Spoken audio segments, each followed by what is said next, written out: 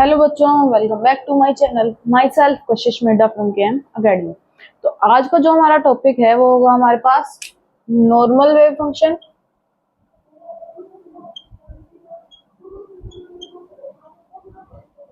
And orthogonal wave function. ठीक है, सबसे पहले हम पढ़ेंगे normal wave function. Normal wave function की अगर हमको डेफिनेशन लिखनी पड़ती है तो हम लिखते हैं when the probability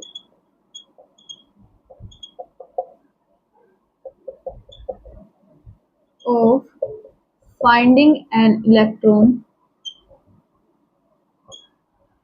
in the 3D space is unity। जब हम प्रोबेबिलिटी इसके केस में क्या बोलते हैं, नॉर्मल वेव फंक्शन के केस में बात करते हैं तो हम बात करते हैं प्रोबेबिलिटी के बेस पे कि जहाँ पे जिस 3D स्पेस के अंदर हमारे पास प्रोबेबिलिटी जो है वो 1 हो जाएगी। Unity means 1। ठीक है, जहां हमारे पास उस इलेक्ट्रॉन के मिलने की जो प्रोबेबिलिटी है वो 1 के इक्वल आ जाएगी, उसको हम क्या कर देते हैं, that is called normal wave function. Normal wave function की हम जब डेफिनेशन लिखते हैं तो हम कुछ ऐसे लिखेंगे, लेकिन इसी का जब हम बोलते हैं कि मैथमेटिकल डेरिवेशन की बात करते हैं कि मैथमेटिकल इक्वेशन जब हम बनाना चाहेंगे तो हम इसकी मैथमेटिकल इक्वेशन कैसे बनाएंगे। तो इसकी मैथमेटिकल इक्वेशन के लिए हम करते हैं इसका इंटीग्रेशन करेंगे हम प्लस से लेके प्लस इंफिनिटी से लेके माइनस इंफिनिटी तक, प्लस इंफिनिटी से लेके माइनस इंफिनिटी तक। ठीक है, और इक्वेशन क्या आ जाएगी हमारे पास, psi square dx dy dz हमारे पास किसके इक्वल आ जाएगा, क्या बोला था हमने, यूनिटी, दैट इज 1।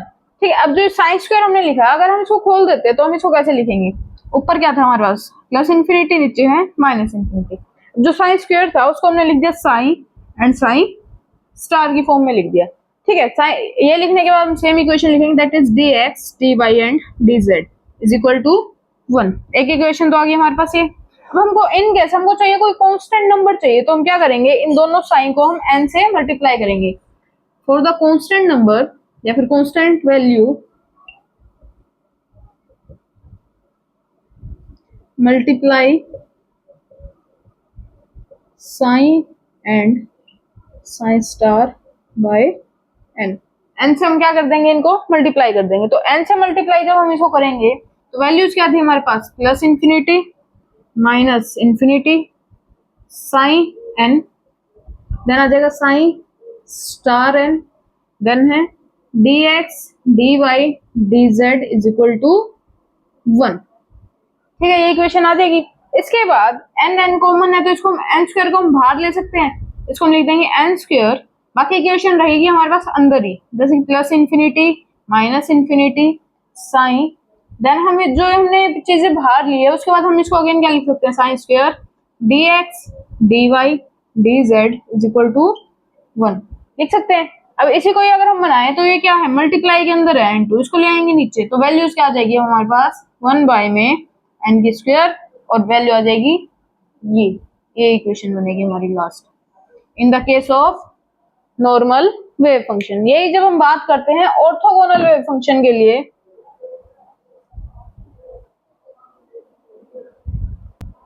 तो जहां हम बात करते हैं ऑर्थोगोनल वेव फंक्शन के लिए, तो ऑर्थोगोनल वेव फंक्शन के लिए हम क्या कहते हैं, द चूजन फंक्शन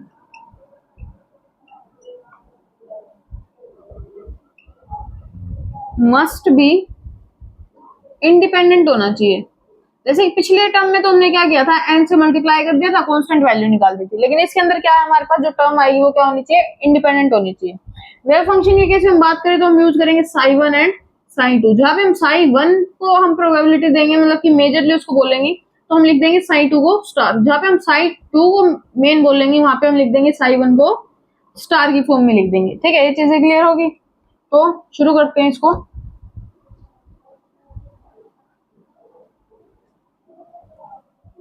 जहां हमने लिखा साई1 मेन, साई2 को हम लिखेंगे स्टार।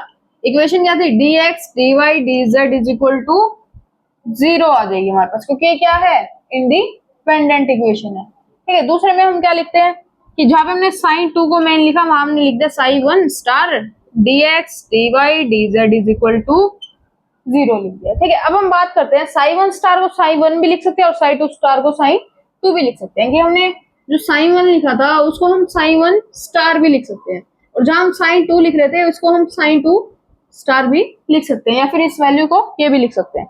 तो ऐसे जो मेजर 2 इक्वेशन बनी है हमारे पास, उसके बेस पे हम क्या लिख सकते हैं कि साइन 1 साइन 2 स्टार था, ठीक है, साइन 2 स्टार की जगह पे हमने लिख दिया यहाँ पे साइन 1 स्टार, और dx dy dz is equal to 1 लिख दिया, ठीक है। जब हमारे पास मतलब कि दोनों चीजें क्या होंगी, दोनों वैल्यू क्या आ गई, सेम आ गई, ठीक है, दोनों वैल्यू हम यूज कर रहे हैं।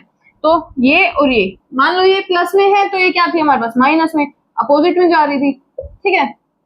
तो इसके केस में ही अगर हमारे पास ये और ये दोनों क्या हुई, सेम वैल्यूज आ गई, तो हमने क्या लिख दिया यहाँ पे 1 वैल्यू आ गई, ठीक है।